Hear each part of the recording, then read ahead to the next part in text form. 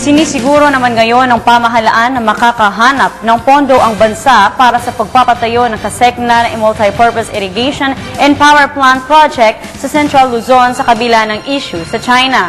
Ayon kay Department of Agriculture Secretary Proceso Acra, nakausap na niya ang Korean government hingil sa 7.05 billion pesos irrigation project sakaling hindi matuloy ang negosasyon sa China. Maaaring umano makaapekto ang issue ng Scarborough Shoal at banana export sa transaksyon ng Pilipinas at China, kaya naniniguro ito na makakahanap ng pondo mula sa Exim Bank ng Korea. Pinagpatuloy na ng Senado ang pagsisiyasat sa nabunyag na tangkang pagpuslit ng bigas sa Subic Bay Freeport Zone. Ang ulat mula kay Bianca Piedad.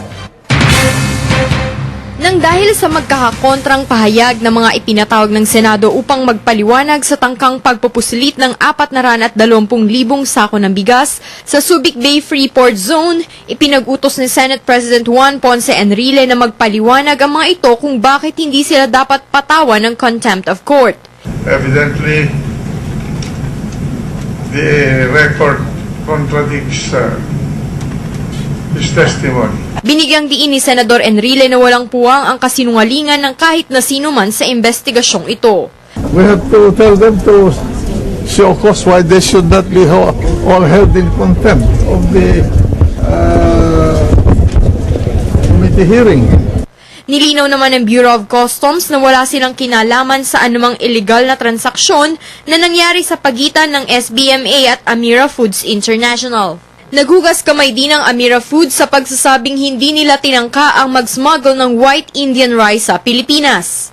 Kabilang din sa pinagpapaliwanag ng Senado ang ilang opisyal ng SBMA at Metro Eastern Trading Corporation dahil sa magkakaibang pahayag ng mga ito. Metro Eastern people together with the container bridge people were with us. And then the other time I called, there was a second instance where I had to call Mr. Sanyo. That was after our first Subic trip when Mr. Buha requested me for another meeting with Mr. Sanyo because he told me he had more information that he wanted to ask. Matatandang sa mga naunang hearing ng Senado tungkol dito, sinabi ng mga senador na posibleng may naging sabwatan sa pagitan ng SBMA officials, Amira Foods, broker na kinilalang si Bong Cuevas at kinatawan ng consignee na Metro Eastern Trading na si Cesar Bulaon. Para sa Telebisyon ng Bayan, Bianca Piedad.